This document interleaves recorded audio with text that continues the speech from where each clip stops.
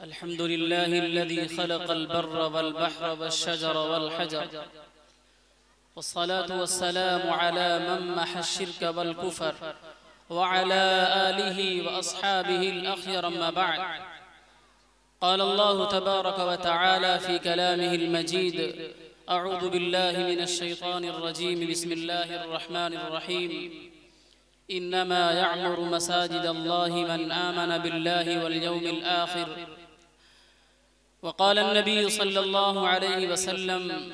मन बना लिल्लाहि मस्जिदन बनल्लाहु लहु बैतन फिल जन्नह औ कमा क़ाल अलैहि सलातु वस्सलाम।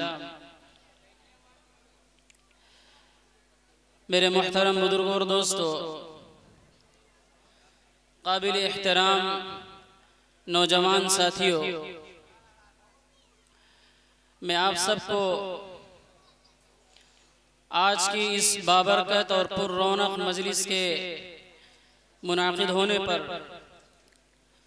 तमाम नौजवानान को मुबारकबाद पेश करता हूँ कि उन्होंने अपनी मेहनत और कोशिश और लगन से इस इजलास का, इस मजलिस को मुनाकिद किया और दूर दराज से आए हुए शुअराए किराम का मैं शुक्रिया अदा करता हूँ कि उन्होंने कुर्बानियाँ दी और हमारी इस हकीर सी दावत को लब्बैक कहा और यहाँ खैराबाद में तशरीफ़ लाए। मेरे भाइयों बुजुर्गों, मैं आप सबसे चंद मिनट मुखातब होंगे इंशाअल्लाह। उसके अंदर मैंने कुरान करीम की जो आयत आपके सामने पेश की है, एक तो ये कि तामीर मस्जिद के हवाले से दो चार बातें आपके सामने रखूंगा, दो चार बातें हालात के हवाले से आपके सामने, उसके बाद इंशाअल्लाह रुखसत हो जाऊंगा। अल्लाह तबारक व तआला ने कुरान मजीद के अंदर नमाज का जितना एहतमाम के साथ जिक्र फरमाया है, उतना एहतमाम अल्लाह तबारक व तआला ने किसी चीज के सिलसिले में इतना एहतमाम नहीं किया। 80 से 82 बार अल्लाह रब्बुल इज़्ज़त वल जलाल ने कुरान मजीद के अंदर नमाज के हवाले से आयत नाजिल की। मुख्तलिफ पैराए और मुख्तलिफ सीगों के अंदर अल्लाह ताला ने ईमान वालों को नमाज की तरफ मुतवज्जे किया और नमाज अदा करने के लिए मस्जिद का होना ज़रूरी है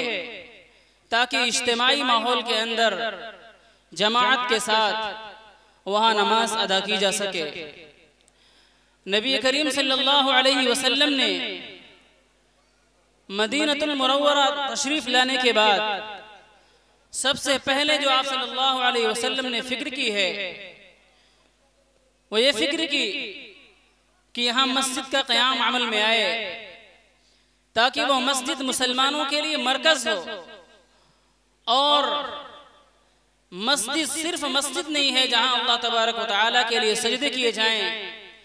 मस्जिद मोहल्ले का मरकज़ है। मस्जिद मोहल्ले की वो जमाइयत की जगह है जहाँ मुसलमानों के तमाम मसाइल को सुलझाया जा सके। हज़रत इमाम बुखारी रहमतुल्लाह अलैह ने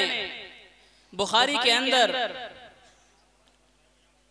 जब अबवाब बांधना शुरू किया तो वहां पर मस्जिद के ताल्लुक से बाकायदा अबवाब बांधे हैं कि नबी करीम सल्लल्लाहु अलैहि वसल्लम ने वो तमाम अमाल खैर और मुसलमानों की जमाइयत और इनकी इज्तिमाइयत के क़याम के लिए, इनके अंदर इत्तेहाद और इत्तेफाक के क़याम के लिए, मुसलमानों के अंदर इस्लाहे मुआशरे को पनपने के लिए, मुसलमानों के अंदर खैर के वजूद के लिए नबी करीम सल्लल्लाहु अलैहि वसल्लम ने मस्जिद नबवी के अंदर जो कुछ भी एक्टिविटीज़ की, उन तमाम चीज़ों को हज़रत इमाम बुखारी रहमतुल्लाह अलैह ने बुखारी शरीफ के अंदर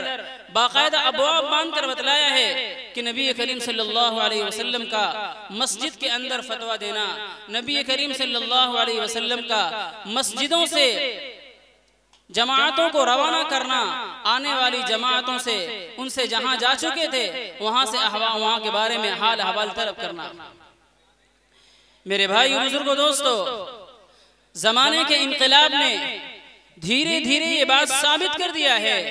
कि मुसलमानों की अपनी इज्तिमाइयत और इज्तिमाइयत की जो जिंदगी है, हुस्ने मुआशरत की जो जिंदगी है, उसकी बुनियाद नबी करीम सल्लल्लाहु अलैहि वसल्लम ने जो मस्जिद से वाबस्ता फरमाई थी, मुसलमानों की बुनियाद ही यही है कि मुसलमान मस्जिदों से जुड़ जाएं। हजरत मौलाना अली मियां साहब नबी नव्वरल्लाहु मरक़दहू ने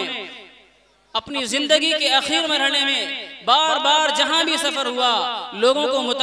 मुतवज्जे करके फरमाया कि लोगों, मुसलमानों, मस्जिदों से वाबस्ता हो जाओ और तुम्हारे खिलाफ गैरों की तरफ से जो हवाएं चल रही हैं और तुमको उखाड़ फेंकने के लिए जो नाकाम कोशिशें की जा रही हैं, इस्लाम को बदनाम करने के लिए जो साजिशें रची जा रही हैं, मुसलमानों को उखाड़ फेंकने के लिए जो गैरों की तरफ से कोशिशें की जा रही हैं, उनसे बचने के लिए मुसलमानों के सामने एक रास्ता है कि वो मसाजिद को अपना मरकज बना ले। धीरे धीरे ये बातें साबित हो रही हैं। हालात जैसे जैसे हमारे बनते चले जा रहे हैं, ये खुद बतला रहे हैं कि मस्जिद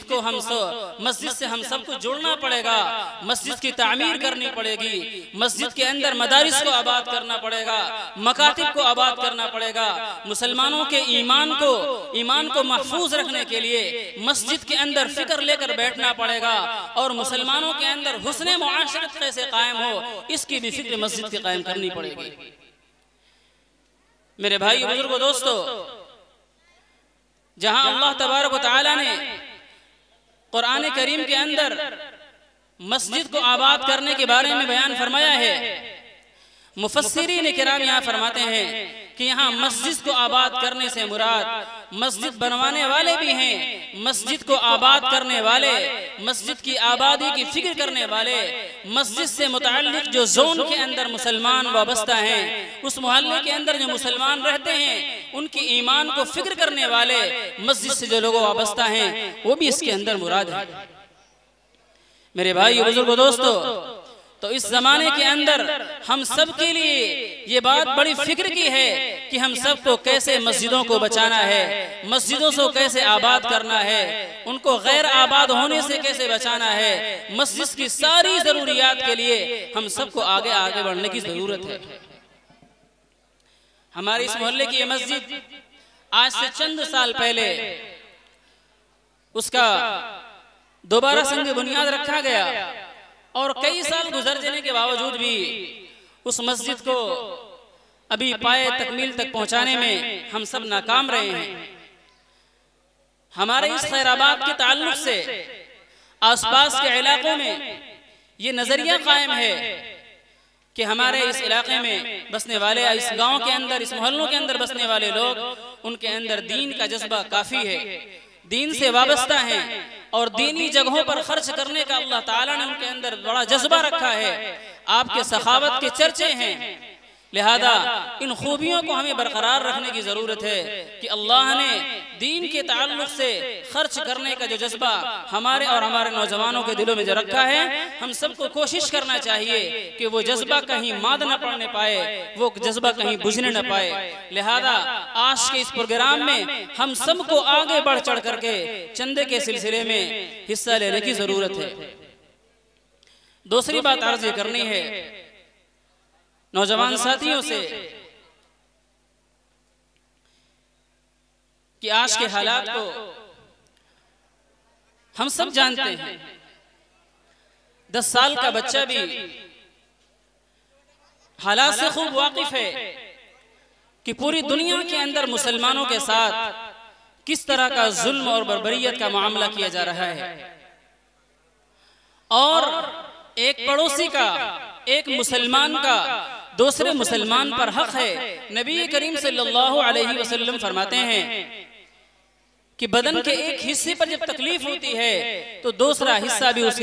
उस दर्द को महसूस करता है। और सारे मुसलमान एक बॉडी के मानिंदे हैं, एक जिस्म के मानिंदे हैं। एक मुसलमान को भी अगर दुनिया के अंदर कोई तकलीफ बहैसियत मुसलमान दी जाती है तो फिर तमाम दुनिया के मुसलमानों को तकलीफ होनी चाहिए और उसका इजहार हमारे अंदर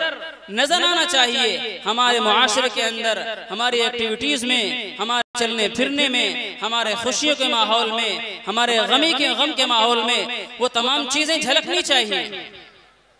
आज ईद का दिन है। अल्लाह तबारक व तआला ने ईद के दिन को यौमुल जज़ा बतलाया है कि मैं ईद के दिन रोजों का बदला मैं अपने बंदों को खुद देने के लिए आता हूँ। दूसरी जगह फरमाते हैं, इसी हदीस के अंदर है कि अल्लाह ताला फरमाता है कि मैं बदले में खुद दिया जाता हूँ। और ईद खुशी का दिन है, लेकिन ऐसा ना हो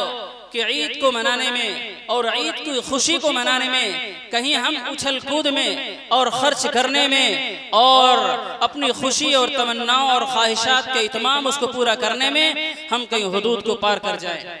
मेरे भाई बुजुर्गों, नौजवानों, इस वक्त IPL चल रहा है। IPL में तरह तरह के ऐप्स आ रहे हैं जिसमें हमारे नौजवान मुलव्वस हो रहे हैं। उसके अंदर तरह तरह के ऐप्स हैं जिसको खेलकर इनाम हासिल करने का कोई शायद मौका है। उसके अंदर पैसे देने पड़ते हैं, पैसा मिले ना मिले, लेकिन ये मामला दुरुस्त नहीं है। और इसी तरीके से ईद के इन अय्याम में हमारे नौजवानों का जज्बा खर्च करने का काफी बढ़ जाता है और ठंडा है, कोल्ड ड्रिंक्स है और सिगरेट है और तरह तरह की नशे की चीजें हैं। उसके अंदर इस कदर मुलव्वस होते हैं कि सारी की सारी चीजें जो रमजान के अंदर मना थी या रमजान के अंदर रुके थे वो इन 3 दिनों के अंदर उसकी तलाफी हो जाती है। कहीं ऐसा ना हो कि रमजान का जो मकसद था वो मकसद फौत हो जाए। इसलिए कि अल्लाह तबारक व तआला ने कुरान मजीद में रमजान का जो मकसद बयान किया था, या अय्युहल्लज़ीना आमनू कुतिबा अलैकुमुस्सियामु कमा कुतिबा अलल्लज़ीना मिन क़ब्लिकुम लअल्लकुम तत्तक़ून, कि हमारे दिलों के अंदर तक़वा है। रमजान हम इस तरह गुजार लें ताकि पूरा साल सही तरीके से तक़वा के साथ, अल्लाह के खौफ के साथ जिंदगी गुजारने का जज्बा पैदा हो जाए। लेकिन शैतान खुलने के साथ ही हमारे नफ्स पर इस कदर हमला होता है कि हम नफ्स के शिकार बन जाते हैं और शैतान के जाल में फंसकर हम अल्लाह को भूल बैठते हैं। अल्लाह तबारक व तआला हम सबको कहने सुनने से ज्यादा अमल की तौफीक अता फरमाए। और फिर मैं आप सबसे मुअद्दबाना दरख्वास्त करता हूँ कि चंदे के सिलसिले में बढ़ चढ़ कर हिस्सा लें। अल्लाह तबारक व तआला देने वालों का देना और दुआओं करने वाले का दुआ करना और किसी भी तरह से मेहनत और कोशिश करने वालों की तमाम कोशिशों को अल्लाह ताला कामयाब फरमाए। व आखिर दावाना अल्हम्दुलिल्लाहि रब्बिल आलमीन।